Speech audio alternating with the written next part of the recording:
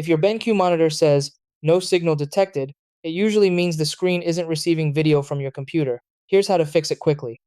Start by checking the cable connection. Unplug your HDMI, DisplayPort, or VGA cable from both the monitor and the computer, then firmly reconnect it. Even a slightly loose connection can trigger the no signal message.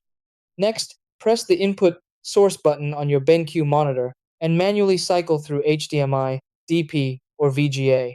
Sometimes the monitor is simply set to the wrong input. If you're using a desktop PC, make sure the cable is plugged into the graphics card port, not the motherboard's video port. If you're on a laptop, use the display shortcut, often Fn plus F4, F7, or F8, to toggle external display output. Try a different cable or a different port on the monitor if available. Cables fail more often than people expect. If the monitor works with another device, the issue is likely your PC or GPU.